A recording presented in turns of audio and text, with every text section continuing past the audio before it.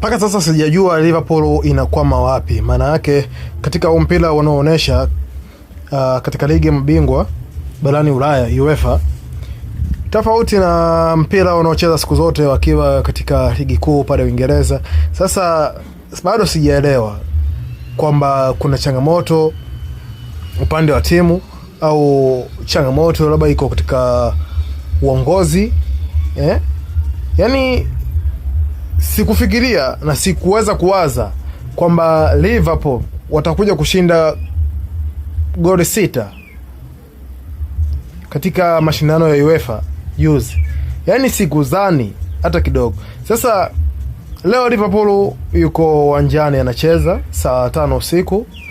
Nataka tuweze kuangalia, je, ile kasi aliyoonyesha wiki iliyopita katika UEFA na leo ataionyesha hiyo kasi? Maana paka sasa yani mbio za ubingwa Liverpool ni hakuna kabisa.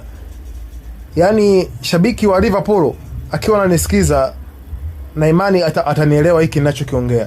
Yani paka sasa hakuna mbio za ubingwa katika klabu ya Liverpool paka sasa, na katika nafasi hilo kuwepo na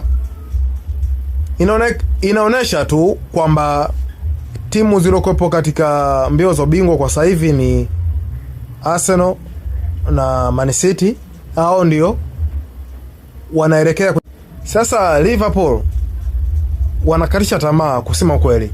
Yaani timu ni ile ile, hakuna mchezaji aliyouzwa, hakuna mabadiliko yoyote zaidi ya kocha tu.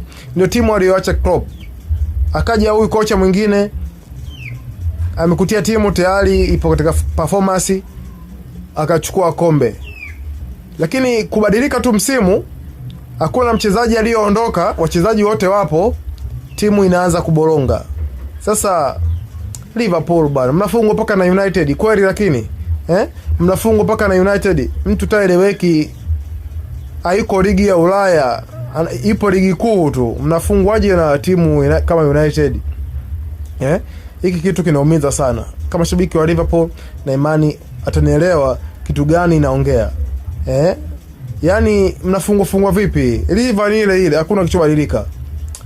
Gusa maandishi yaliyoandikwa subscribe kisha alama kengele ili kupata video na simulizi mbalimbali zinazoruka hapa Funguka FM. Asante, nikutakie wakati mwema. Tukutane saa 5 kuitazama Liverpool. Bye bye.